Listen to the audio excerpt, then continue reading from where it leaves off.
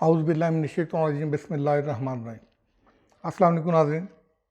ناظرین میں ہوں ارشاد انصاری اور آپ دیکھ رہے ہیں پے ٹیکس۔ ناظرین آج ہم گفتگو کریں گے، ایک تو موسم سرما کی آمد ہے اور بجلی کی آزمائش سے اب آپ نکلیں گے تو سردیوں میں کس آزمائش میں آپ دوچار ہوں گے، اور اس کا عام جو آدمی ہے اس کی زندگی پر کیا اثرات مرتب ہوں گے، پھر اوورآل ملک کی جو معیشت ہے اس پہ اس کے کیا اثرات ہوں گے، اور پھر یہ ساری چیزیں ایکومولیٹ ہو کے ملک کو کس طرح سے اثر انداز کریں گی، اس پہ ایک تو ہم بات کریں گے۔ دوسری ایک جو ابھی پارلیمنٹ کا جوائنٹ سیشن ہوا ہے اس میں ایک ٹریڈ آرگنائزیشنز کے حوالے سے ایک امینڈڈ قانون منظور ہوا ہے۔ اس قانون کی منظوری کے بعد ملک میں جو تاجر تنظیمیں ہیں، چیمبرز آف کامرس ہیں، ان کے حوالے سے جو قانونی پیچیدگیاں پیدا ہونے جا رہی ہیں اور مقدمہ بازی کا سلسلہ شروع ہونے جا رہا ہے، اس پہ بات چیت کریں گے۔ اور تیسرا جو ہے وہ فیٹف کا اجلاس جو ہے وہ پیرس میں شروع ہونے جا رہا ہے، اس کو لے کے اس کے جو اثرات ہوں گے ممکنہ، اس پہ بات چیت کریں گے۔ سب سے پہلے بات چیت کرتے ہیں ہم سردیوں میں گیس کی شارٹیج کے حوالے سے۔ جیسے کہ ہم پہلے اپنے ولاگ میں خبردار کر چکے تھے اور عوام کو آگاہ بھی کر چکے تھے کہ ایک آزمائش سے نکلنے کے بعد سردیوں میں آپ ایک دوسری آزمائش سے دوچار ہو جائیں گے۔ اب اس کی باضابطہ طور پہ حکومتی حلقوں میں باقاعدہ طور پہ بے چینی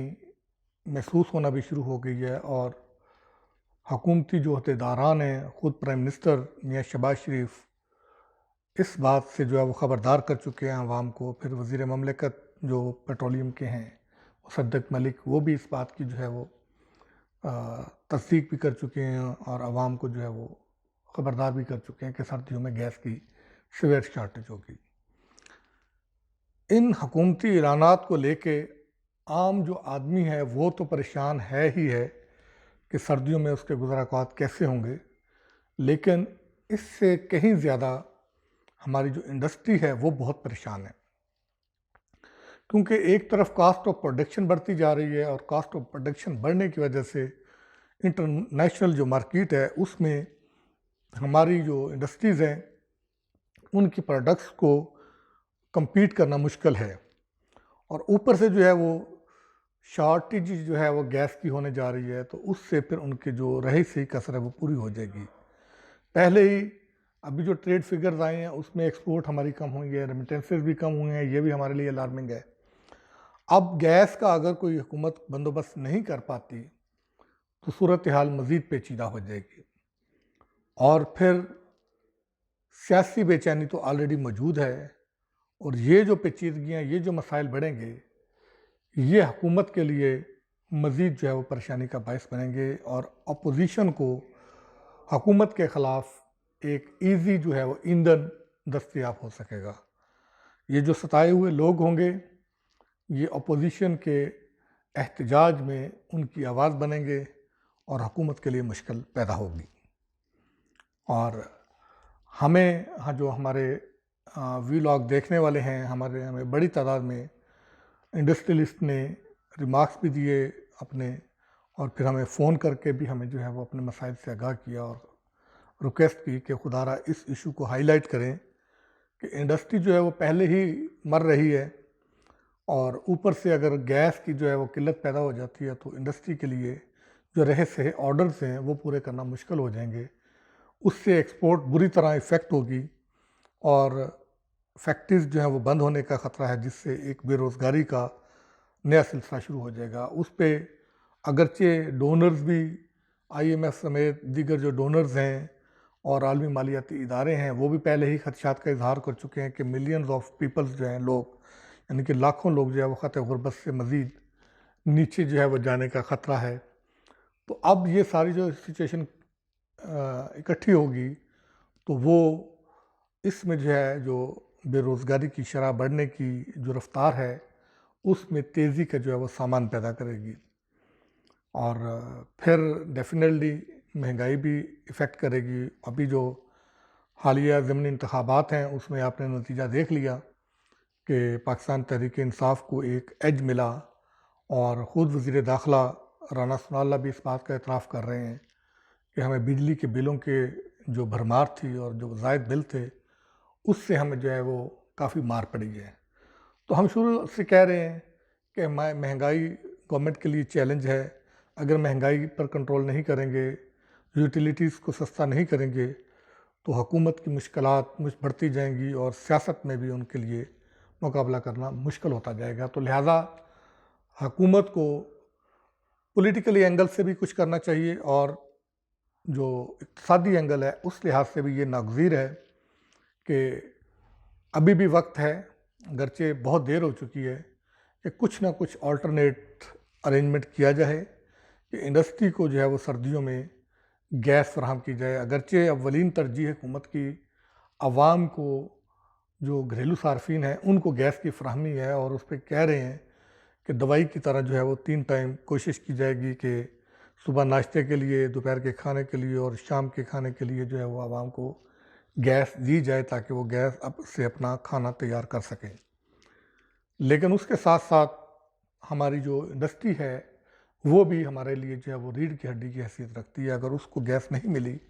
تو ہماری پروڈکشن افیکٹ ہوگی، بے روزگاری ہوگی، ہماری ایکسپورٹ افیکٹ ہوگی، پھر ایک ویشیس سرکل شروع ہو جائے گا، اور پہلے ہی خان بار بار کہہ رہا ہے کہ یہ ملک کو ڈیفالٹ کی طرف لے کے جا رہے ہیں۔ تو لہٰذا حکومت کو کوئی آلٹرنیٹ انتظام کرنا چاہیے تاکہ انڈسٹری کے لیے جو ہے وہ گیس مہیا کی جا سکے۔ اور ابھی آج کی جو سچویشن ہے اس میں تو حکومت نے یہ تو فیصلہ کیا ہے کہ کھاد جو 7 فیکٹریاں ہیں ان کو گیس کی فراہمی جو ہے وہ کوشش کی جائے گی کہ جاری رکھی جائے، کیونکہ اگر گیس کی قلت پیدا ہوئی تو اس سے زراعت جو ہے وہ بری طرح سے متاثر ہونے کا خدشہ ہے۔ لیکن سی این جی کے لیے جو ہے وہ حکومت نے ابھی سے اناؤنس کر دیا ہے کہ صوبہ خیبر پختونخوا میں، پنجاب میں اور اس طرح دوسرے صوبوں میں سی این جی اسٹیشنز کو گیس کی فراہمی جو ہے وہ نہیں کی جائے گی، اور ابھی اس کے باوجود جو گیس کی قلت ہے اس کو پورا کرنے کے لیے حکومت کو سردیوں میں 12 جو ہے وہ ایل این جی کے کارگو منگوانے پڑیں گے 1 مہینے میں، یعنی کہ 12 ایل این جی کارگو ماہانہ کی ہماری ضرورت ہے۔ اس پہ اربوں ڈالر جو ہے وہ زر مبادلہ اس کے لیے چاہیے۔ اگر ابھی سودے کر بھی لے اور ایل این جی امپورٹ کرنے کے جو ہے وہ اگر کارگو منگوانے کے سودے کر بھی لیتے ہیں تو پھر بھی اربوں ڈالرز جو ہے وہ اس کے لیے درکار ہوں گے، اور وہ اربوں ڈالرز جب آپ نے 24 ارب ڈالر جو ہے وہ واپس کرنا ہے، اور اس کے لیے آپ مارے پھر رہے ہیں، اور پیرس کلب سے ہٹ کے جو باقی بائی لیٹرل ہیں ان کے ساتھ آپ 27 ارب ڈالر سے زیادہ کے قرضے ری شیڈول کرانے کی کوشش کر رہے ہیں، تو اس میں یہ ایک بہت بڑا امتحان جو ہے وہ ہمارے لیے ہوگا۔ دوسری بات ہم آپ سے کریں گے کہ جو جوائنٹ سیشن ہوا ہے اس میں جو ٹریڈ آرگنائزیشنز ایکٹ ہے اس میں امینڈمنٹ جو ہے وہ اپروو کی گئی ہیں، اور وہ توقع یہ کی جا رہی ہے اس ہفتے نہیں تو اگلے ہفتے صدر مملکت کے دستخطوں کے بعد وہ باضابطہ طور پہ نافذ ہو جائے گا۔ اس حوالے سے ہماری D G T O Riyaz Ahmad صاحب سے بھی بات ہوئی ہے، ان کا بھی یہ خیال تھا کہ اگر تو یہ 1 جنوری 2023 سے اس کا اطلاق کیا گیا پھر تو کوئی مسئلہ نہیں ہوگا، اگر 1 جنوری 2022 سے اطلاق کیا گیا تو کافی پیچیدگیاں جو وہ پیدا ہو سکتی ہیں، پھر ان کے لیے آرٹیکلز اور میمورینڈمز کو امینڈ کرنا کافی مشکل ہو جائے گا۔ جو ہم نے امینڈڈ آرڈیننس ایکٹ کی جو کاپی حاصل کی ہے وہ ہم اپنی اسکرین پہ بھی آپ کو دکھا دیں گے، اس کے مطابق اس کا اطلاق جو ہے وہ 1 جنوری 2022 سے کیا گیا ہے۔ اگر اس کا اطلاق 1 جنوری 2022 سے ہوتا ہے تو ایک بہت بڑی قانونی جو ہے وہ ایمبیگوٹی پیدا ہونے کا خدشہ ہے، کیونکہ ملک بھر کے چیمبرز آف کامرس میں، اکثریتی چیمبرز میں انتخابات ہو چکے ہیں، آفس بیرر جو ہے وہ اپنے عہدوں کا حلف لے کے باضابطہ طور پہ کام شروع کر چکے ہیں۔ لیکن اگر یہ ایکٹ جو ہے وہ نافذ ہو جاتا ہے تو اس کے بعد جو چیمبرز آف کامرس کے ایگزیکٹو ممبران ہیں، ان کے آفس بیرر ہیں، ان کی مدت 2 سال ہو جائے گی۔ اس طرح ایف پی سی سی آئی کے موجودہ جو عہدیدار ہیں ان کی مدت 2 سال ہو جائے گی۔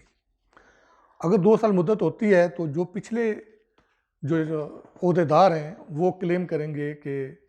ہم ابھی بھی چیمبرز کے عہدیدار ہیں، اور جو موجودہ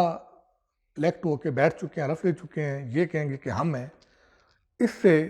مقدمہ بازی ان کی شروع ہو جائے گی۔ اور ایف پی سی سی آئی میں تو ابھی انتخابات کروائے ہی نہیں ہیں، اور ان کو تو شاید انہی میں کہا یہ جا رہا ہے کہ انہی میں ایک یہ لابی تھی جس نے یہ جوائنٹ سیشن کے ذریعے جو ہے وہ اس بل کو منظور کروایا، کیونکہ اگر یہ نارمل سیشن میں ہوتا تو اس پہ باقاعدہ اس کی قانونی پیچیدگیوں پہ بات چیت ہوتی،